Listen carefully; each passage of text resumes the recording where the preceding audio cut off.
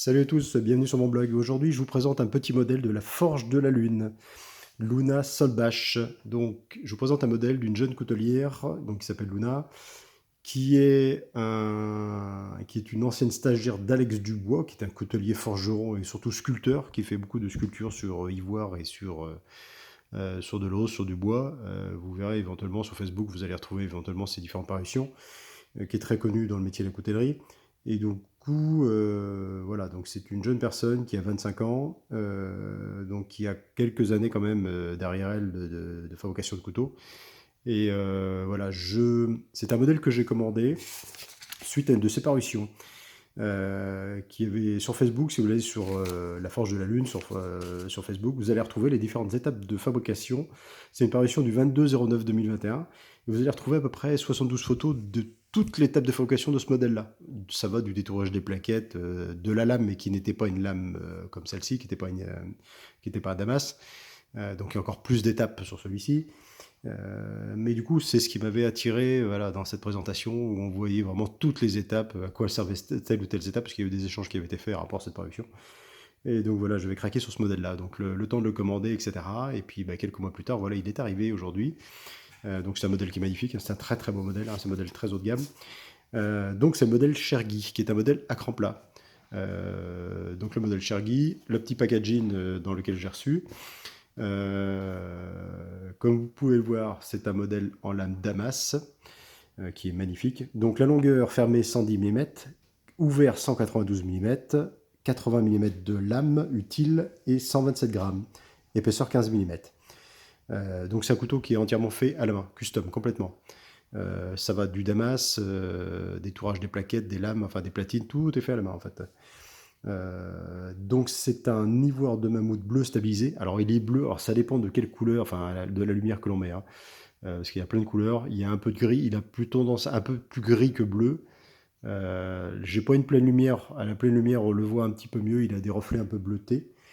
L'avantage qu'il a là, c'est qu'on est sur une vraie croûte de mammouth et qu'elle fait un rappel de la couleur de la lame. Enfin, puisque du coup, je l'ai commandé avec une lame après, avec ce Saint-Mail là qui est artisanal, qui est magnifique, qui est très très beau. Je le trouve vraiment superbe. Alors, j'ai pas une lumière qui est top, là, je suis en fin de journée. Par contre, les plaquettes sont bluffantes. On est vraiment sur la croûte du mammouth. Alors, on a du jaune, du marron, enfin, ça part de toutes les couleurs, mais on a un peu de reflet, un peu bleu, bleu-gris. Alors, je sais pas si ça rend bien sur l'appareil, mais la, la couleur des plaquettes est magnifique, quoi. Il est vraiment superbe. Donc c'est vraiment la croûte de l'ivoire. Donc le bleu, il y a différentes écoles. Certains disent que c'est l'eau de mer qui les rend un peu bleus comme ça.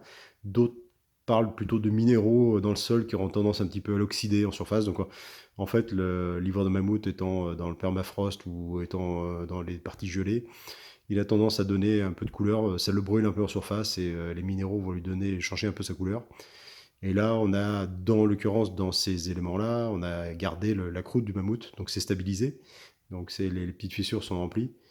Mais en fait, ça lui donne une couleur plus authentique, enfin plus vraie, quoi, honnêtement, qu'un cœur de mammouth, mais qui est très beau, c'est très beau aussi, mais bon, là, il est magnifique, quoi. On voit vraiment la surface, enfin les petites veinures en surface, il est magnifique, quoi. Il est vraiment très très beau. C'est vraiment une matière extraordinaire, quoi. Euh, donc l'axe pivot, il est caché. On a 3 éléments de vis. Les platines sont en acier inox Z40. L'acier, donc c'est un acier carbone Sanmai maison. Donc je me suis fait ma petite fiche. Alors en fait, pour vous expliquer, on a du 90 MCV8, c'est l'acier outdoor, c'est un acier qui est très résistant au choc en fait, qui est utilisé, qui a très peu de carbone. Enfin, c'est pour ça qu'on arrive à avoir une lame aussi noire que ça en fait, hein. Le 15N20, c'est sur les flancs. C'est pour plutôt leur donner un petit peu de brillant, parce que le 15N20, ça a 2% de nickel, donc ça donne ce petit côté brillant enfin, qu'on a sur le côté de la lame. Et enfin, le tranchant est fait avec de XC100. Donc ça, c'est 3 aciers qui sont beaucoup utilisés en coutellerie, hein. Beaucoup de couteliers qui font de la forge utilisent ces aciers-là. L'avantage, là, il a noirci volontairement assez longtemps avec du noir de café et avec du perchlorure de fer pour le rendre vraiment, vraiment très noir, quoi. C'est ce qui fait qu'elle est vraiment très très jolie, quoi. Donc cette lame, elle est extraordinaire, quoi.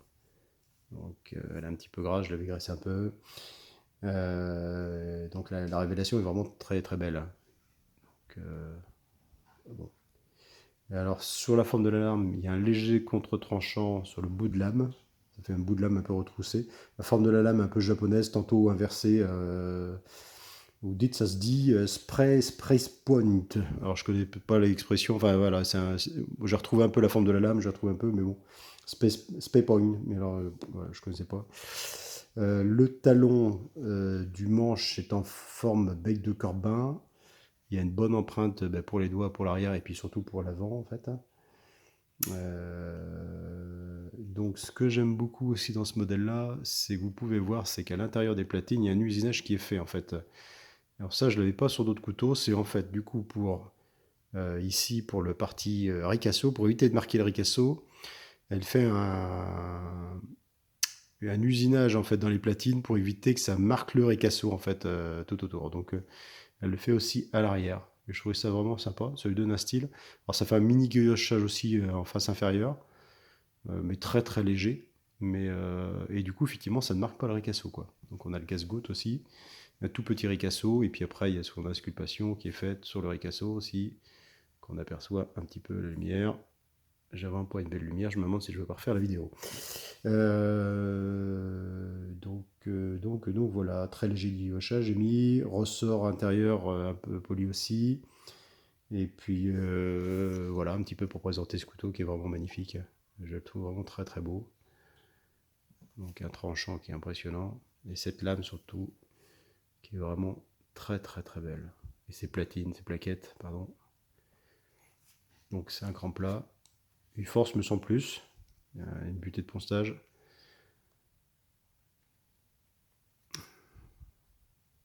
Très beau centrage de lame. Pas de guillochage. Je trouve ça de plus en plus beau sur guillochage. Ou alors vraiment des très légers trucs, quoi. Et on voit un petit peu le travail qui a été fait de forge sur le dos de la lame, avec la partie centrale en excessant. Et puis la partie à la forge qui permet de donner un petit peu ce motif après sur la lame. C'est vraiment un modèle magnifique.